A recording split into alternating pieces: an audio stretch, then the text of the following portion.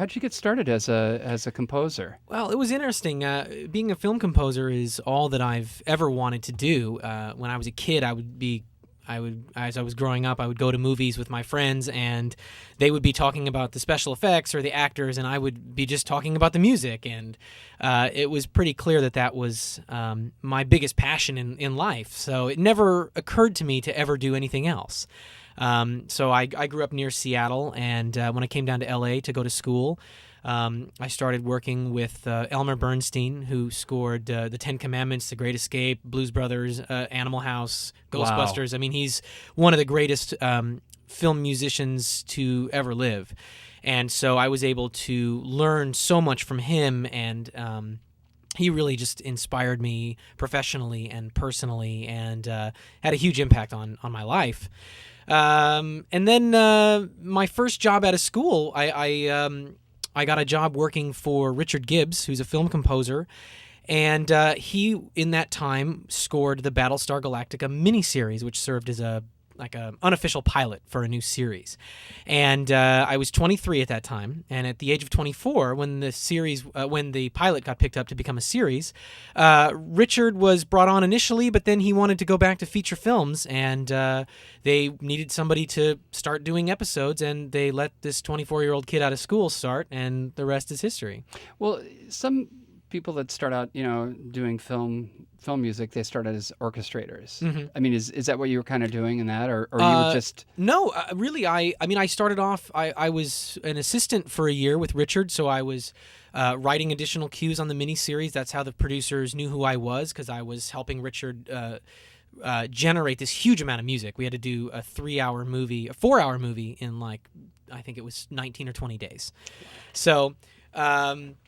That was really how I got in, was as sort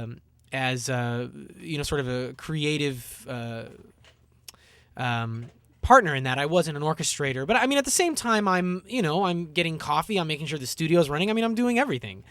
And from there, I became a composer on my own, really by the age of like I said, by the age of 24, I started doing the series on my own. And since that time, I have done multiple TV series and a couple of feature films and a couple of big video games. So really, but Battlestar has been the project that opened all those doors, because Battlestar itself is a extremely influential project. I mean, it's something that really kind of put me on the map. Well, it's a big what am I trying to? It's a big franchise. It's like it was out before, and then they brought it back. I think of it almost like a pop culture phenomenon. I mean, there's really no way to predict in the early stages that something is going to catch on the way it did and resonate with so many people. I mean, all I knew at the time was that I wanted to do my best work and serve the story, because I loved the story and I was a fan of the show already.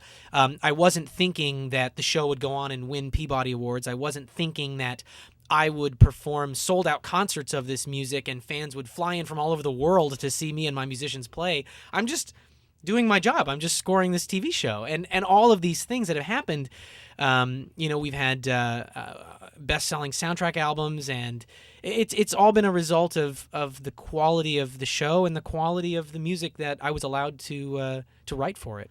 So, Bear, is it true? Now, this is going back here, but is it true that your prime instrument was the accordion? Actually, yes, it is. Believe it or not, you don't hear much accordion in Battlestar, but there is some on the season 3 album. We got some accordion action in there.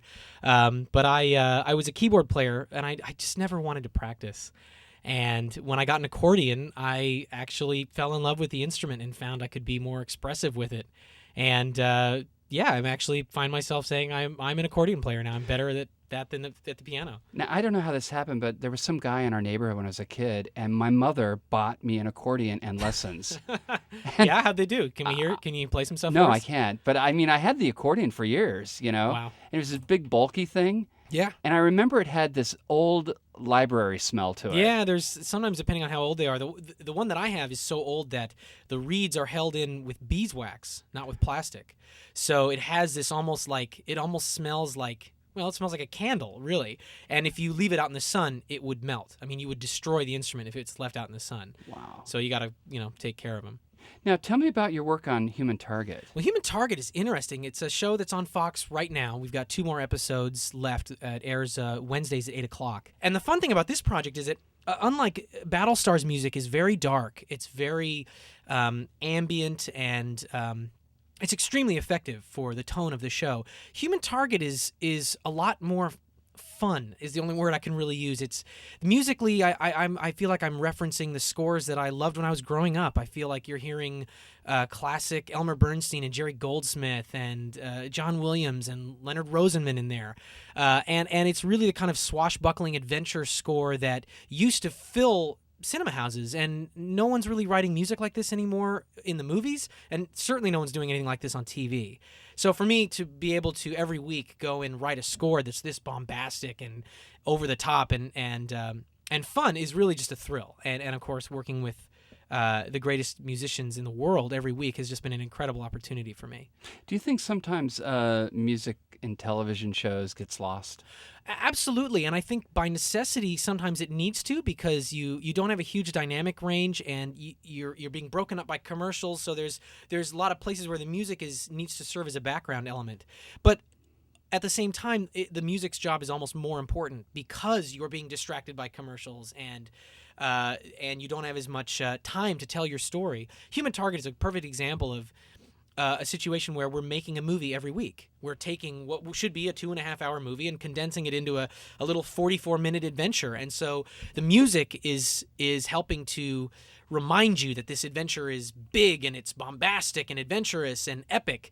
And I think a typical television score, I think something that had a lot of synthesizers in it, something that felt smaller or felt like a mock-up or an imitation, you would feel like you're watching a TV show and you're not watching something special. And I'm very lucky to be working with producers that understand that difference. The Battlestar guys understand that difference as well, which is why you're hearing the music you guys have been hearing tonight is extraordinary for television in particular. I mean, I often find it frustrating to even differentiate between television and film music. I mean, we're writing music to tell a story, and at this point the medium, the difference in the medium almost inconsequential to me. But to a lot of people, television music is meant to be in the background. It's meant to be small. It's meant to get you from scene A to scene B and do nothing else. And I find quite the opposite, that in television there's less executive oversight. You're working with people that are creative and have control over their products, and you're able to experiment more and take chances, and